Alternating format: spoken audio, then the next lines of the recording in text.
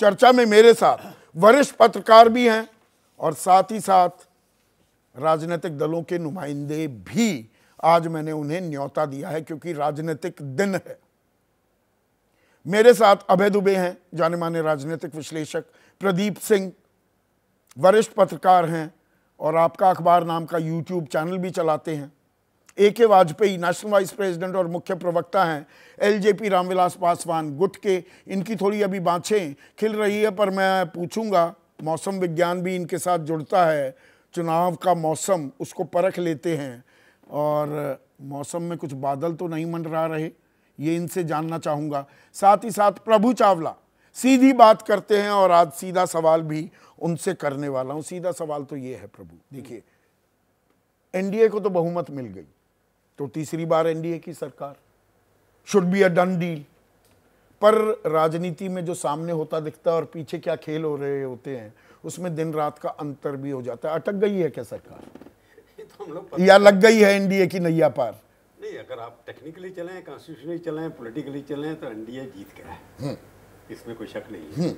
अब हम अटकलें लगाते रहे कि वो जाएगा या नहीं जाएगा, उनका बिहेवियर देखा जाए, नीतीश कुमार का कोई भी डाउट उठ सकता है, उसके ऊपर आप लोगों को शक करना, पत्रकारों को शक करना जरूरी रखता है। पर पत्रकारों को जो फर्स्ट इन्फॉर्मेशन होती है उसके ऊपर विश्वास करना चाहिए। अगर मेरे को नीतीश कुमार ने कहा है या उसके बहुत ट्रस्टेड आदमी ने कहा है कि ये होने वाला है, तब तो मैं चलाऊँ उस बात को।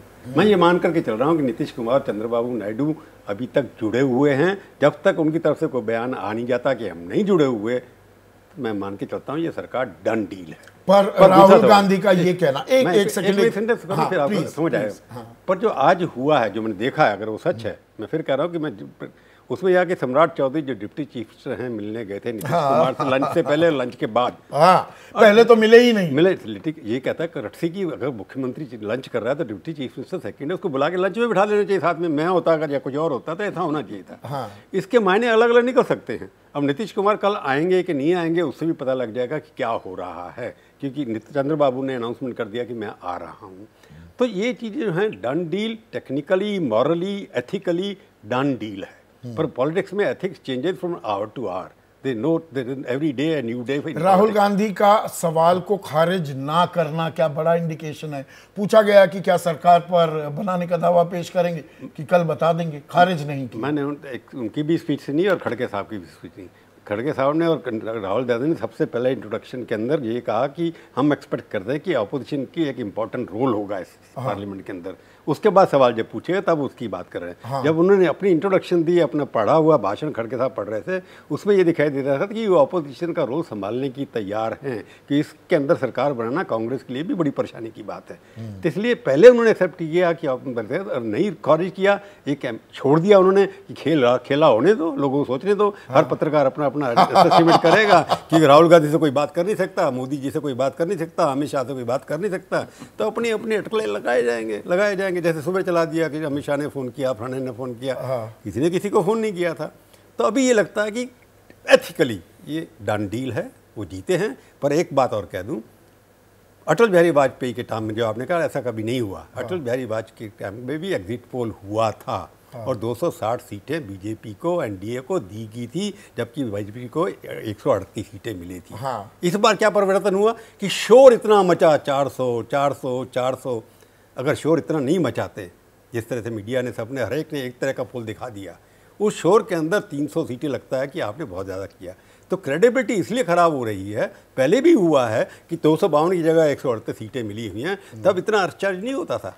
तो इस बार इस तरह का ढोल बजाना शुरू कर दिया कि 400 पार, 370 पार, उसके ऊपर कोई लॉजिकल डिस्कशन होने के लिए तैयार नहीं थी। लोग काटने को दौड़ते थे। अभी क्वेश्चन को करो, इनके लोग भी काटने को दौड़ते थे जब अपने सवाल उठाए, तो कोई रियलिस्टिक डिस्कशन करने के लिए तैयार नहीं है। जब हाइप क्रिएट कर देते हैं, उसके बाद जब रिजल्ट आता है तो ऐसा लगता है कि बहुत बेड़ा गर्क हो गया। तो बीजेपी के चश्मे से मीडिया भी सारे नैरेटिव को देखने लगा और एक वो जो पुरानी कहावत भी है और उसका बड़ा बखूबी इस्तेमाल किया था मेरे सहयोगी, मैं उनका नाम लेना चाहूँगा, जैनेंद्र ने।